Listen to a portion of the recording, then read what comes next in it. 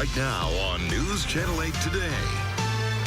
And good morning to you. It's Sunday, June 11th. Your time right now is 6 a.m. Thank you so much for waking up with us. I'm Paul Mueller. We have lots to get to this morning when it comes to news, but of course, a quick check of your weather. And for that, we turn to Ed. And Ed, lots of rain, some thunderstorms yesterday. Yeah, some areas really got some heavy downpours, and we'll take you through that 8-day forecast in just a few minutes, Paul. We are in summer. All right, Ed, thank you so much. Well, we are just one day away from a very somber anniversary. Nearly 1 year ago, 49 people lost their lives when a gunman opened fire at the Pulse nightclub in Orlando. And Saturday, crowds here in Tampa came together to remember the victims. At a vigil at Ybor City Centennial Park, people gathered to remember those lost during the worst mass shooting in U.S. history. Candles were lit at sunset for each of the victims. There was also a wish box on stage where those attending can write notes expressing their hopes and dreams for the community's future. Sierra Hill lost 3 friends during the massacre. She tells us she was just overwhelmed by the response here in Tampa Bay and across the country. Take a listen. It was touching to know that people really cared besides here, and I think Tampa Bay's community has gotten a lot closer now, Orlando and all of us, because we're like a big family now. That's why our shirts say family, we are Orlando.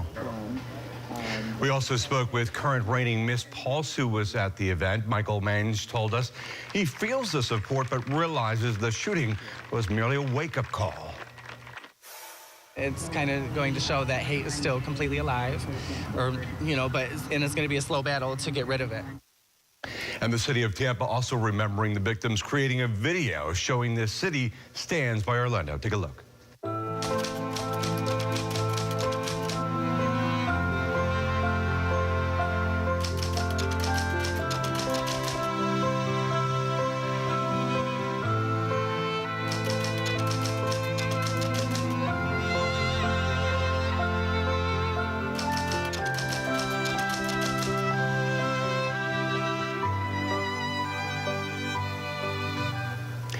Definitely heartfelt. And on Monday, News Channel 8 will have complete coverage from Orlando as the city pauses to remember the victims. Coverage begins at 4:30 in the morning, Monday morning, right here on News Channel 8.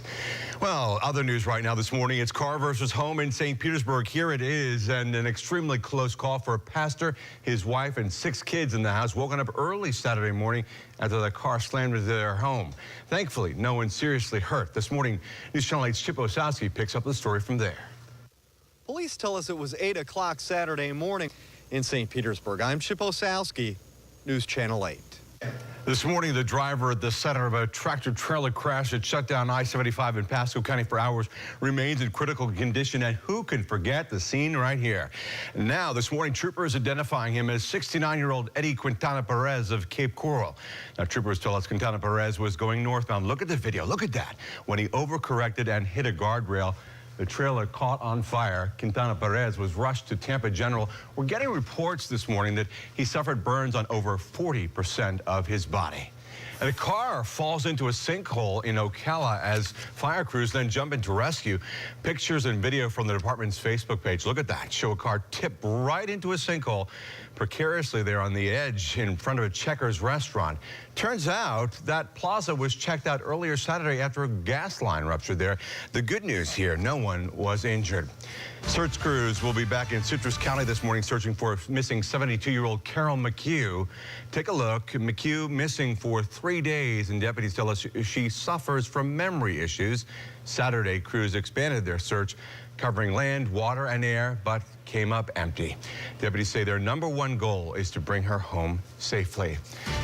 Meantime, to Pinellas County now, where deputies are looking for this man, 83-year-old Arnold Eugene Fry. They tell us he left his home on Bramblewood Drive in Clearwater around 4 o'clock Saturday afternoon to get a pizza from Queen's Pizza on North Belcher Road.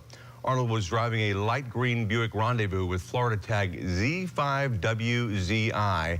Family members say he suffers from dementia. If you have any information about this, you're urged to call the Pinellas County Sheriff's Office. From New York to California, anti-Islamic law demonstrations and pro-Muslim counter-protests taking place in nearly 24 cities nationwide. While in Seattle, things taking a very violent turn. Police say a brawl broke out between anti-Sharia demonstrators and counter-protesters. Sharia is an Islamic legal and moral code. At least 3 people were arrested. Anti-Islamic law rally organizers say they're worried that Islamic law could influence U.S. courts and harm women.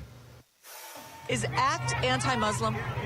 No, ACT is against Sharia law, right? Sharia law, which is degrading to women. Rally organizers say they want to take a public stand against elements of Sharia law. They say they're increasingly showing up in American society. Counter-protesters say the rallies are provoking unfounded fears as well as racism. Well, Secretary of Housing and Urban Development Ben Carson back in the Bay Area on Saturday. He took part in a service at the Mount Calvary Seventh-day Adventist Church in Tampa. An associate pastor telling News Channel 8 Carson spoke at the church in the morning. As you remember, Carson ran against now President Trump during last year's presidential primaries. The ex-boyfriend of Bobby Christina Brown arrested in Seminole County Saturday night. Nick Gordon, accused of kidnapping and beating his current girlfriend. He is charged with battery and false imprisonment. There he is, taken into custody in Sanford. Now, Gordon was previously found civilly liable for the death of Bobby Christina Brown. He was ordered to pay $36 million to her estate last November. Well, there's new information this morning on Tiger Woods' DUI arrest. Here's the video of that day. According to a newly released report, Woods told officers that he had taken Xanax as well as other prescription medications hours before they found him asleep behind the wheel. This taking place last month. The report also finding he had taken 4 medications, including Vicodin, right before that arrest. Well, the 10th largest lottery prize in U.S. history is going to, not me. Obviously, I showed up for work this morning, right? And no, Ed, sorry. It's not you either. But the owner or owners of the single winning ticket will claim the $447.8 million jackpot. And just in case you were wondering, here are the winning numbers. Yeah, there they are. 20, 26, 32, 38, 58, and the Powerball is 3. We're told the winning ticket was sold on the other coast, unfortunately for us, right, in California. All right, coming up next, Hollywood mourning the death of the Cape Crusader. Plus, one family's warning saves a little boy's life thousands of miles away. What you need to know from this story to keep your kids safe. We're taking a live look outside as we pan the camera nicely across Tampa Bay. Look at that. Beautiful outside. 6:10 this morning, you're waking up with News Channel 8 today. Welcome back, 6:13 your time right now, making stories across America. Hollywood mourning the death of Batman star Adam West. He died Friday after a short battle with leukemia. Now, West appeared on several TV shows, including Bonanza, Perry Mason, and Bewitched. But it was his role as Batman, of course, on the 1960s TV series that would define him throughout his life. Most recently, he played himself on several animated series, including Family Guy. Adam West, 88 years old. A Colorado father thanking a Texas family for sharing the story of their tragedy and saving his son's life. 2-year-old Gio Vega, there he is, went swimming and got sick right after that.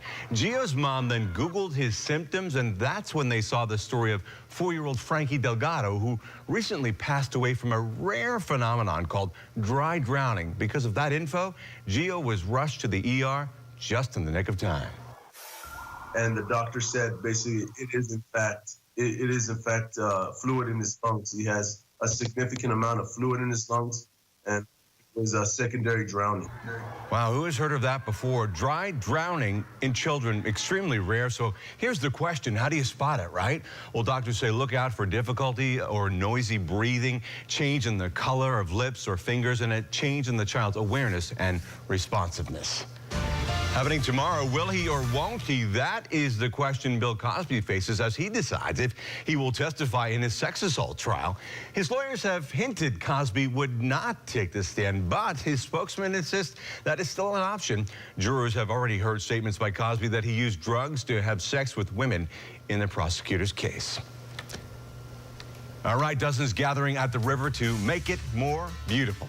Coming up, we're going to show you the effort to clean up parts of Tampa's Riverwalk. And you know what? It was a great morning out there yesterday morning. I was out there to do that with him, Ed. Yeah, I'll tell you what, a very muggy morning is that's what we've got this morning, and 50% every single day the upcoming week. It's 79 in St. Pete right now.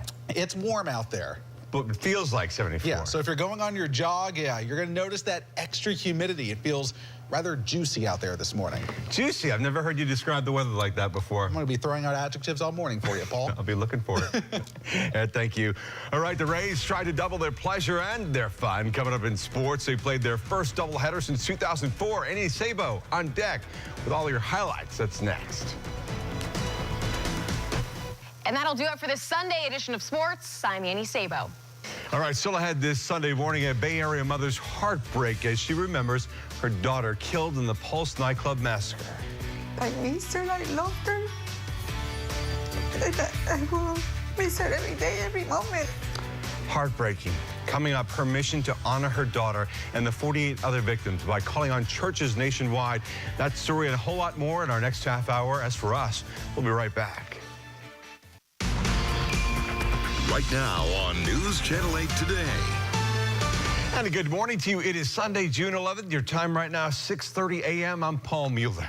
All right, before we get to the headlines right now, let's get you caught up on tap with your today's forecast. And Ed, you said it was going to be juicy today. You still going along those lines? It's very, very muggy and so humid out there. You'll tell you how much more rain we could see and talk about those temperatures, how warm it's going to be coming up in just a bit, Paul. All right, Ed, thank you so much. This morning, remembering the Pulse massacre. 25-year-old Amanda Alvier of Polk County was killed in the nightclub. It was a year ago tomorrow. She was a vibrant young woman who was very close to her family. News Channel 8's Ryan Hughes talked to her mom, who lives here in Tampa, and shows us how she's not only remembering her daughter, but all the victims, too.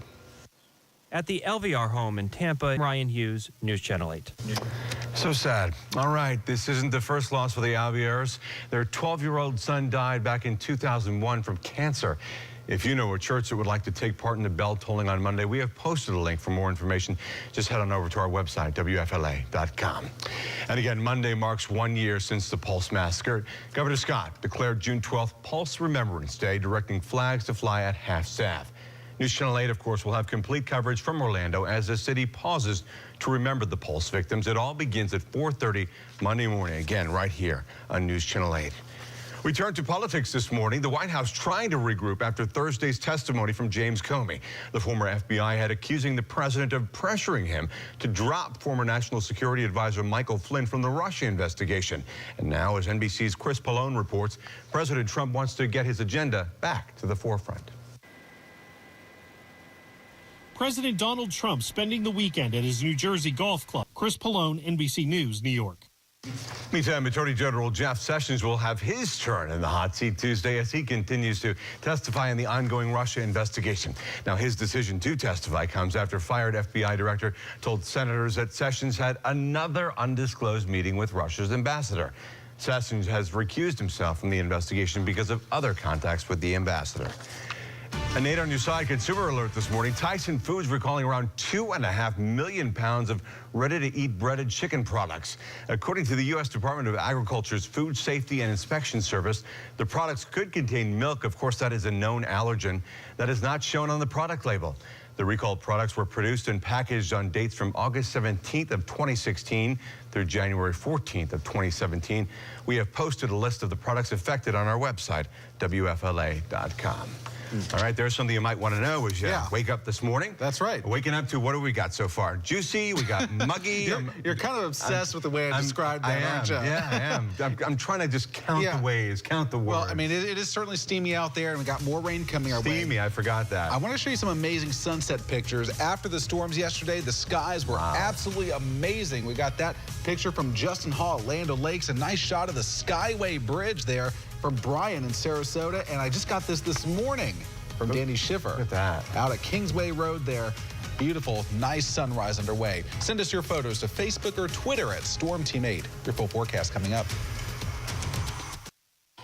Welcome back. 6:40 your time right now. 8 is on your side this morning, helping you save money on your next summer getaway. We all know that in order to get flights and accommodations at the right prices, planning ahead is crucial. But there are a few hidden ways to cut the cost. This morning, Gail Guayardo introduces us to a man who shows us how. You've heard of extreme couponers. Rain chances at 40 to 50%, perhaps a little bit drier by the time we hit next weekend, and eventually temperatures get back up to 90, but upper 80s, rain every day. That's what you call Tampa in summertime. The heat is on. No doubt about it. Most of those showers we're going to see as the sun gets up, the temperatures get higher in mid-afternoon. And the clouds start building up, but the good thing is the temperatures, the storms help to cool us down a little bit every afternoon. Just a little bit. Yeah. All right. Yeah. You know what? And travelers. Yeah. Hey, they demand it, just like that guy Gail was talking to. Yeah. And airlines, listen. Yeah, coming up, your in-flight entertainment may soon include access to faster Wi-Fi. We'll explain how and when the changes are coming. We will indeed. And you know what? I'm not taking off right now on a plane, but there I am, and you can connect with me on Facebook and Twitter. Just look up WFLA Paul M. Of course, you can connect with me as well at WFLA Ed. Oh, come on. Facebook or Twitter, let us know what you're doing on this Sunday. What's got you talking? Welcome back. During our Black History special a few months ago, we introduced you to a world-renowned concert pianist named Lillette Jenkins Wessner. She started playing piano at 5 years old, and over the course of 7 decades, she made a name for herself as the amazing Queen of the Keys. Well, next week, you'll have an opportunity to see a part of her life that involved her late husband, an actor, and her biggest champion. Lillette, Lillette. Sounded good to me, the Queen of the Keys. And that was Rod Carter reporting in. Now, if you'd like to check out Lillette's Rhythm Club, it is next Sunday, June 18th. Of course, that is Father's Day. It's going to be at 3 o'clock. We put ticket information on our website. Just head on over to WFLA.com. Very good cool. show there. No doubt. Yeah. Well, earlier we showed you one of horse racing's most prestigious events, the Belmont Stakes. And now we have a slightly less prestigious race to show you. To Atlanta's SunTrust Park we go, and in between innings entertainment, the Beat the Freeze race. 2 people race around the outfield warning track. Look at this. One gets a healthy, yes, a healthy head start, but watch what happens. Talk about closing speed, huh, Ed? The guy who had the head start celebrates too soon while the person in the freeze suit blows by, leaving him in the dust or dirt. Literally. There's the lesson. Do not celebrate too soon. You got to go all the way to the end, because that will happen in front of thousands of people. All right. We'll have another full hour of news coming up next. And I'll have the latest forecast. It is 6:57. You're watching News Channel 8 today.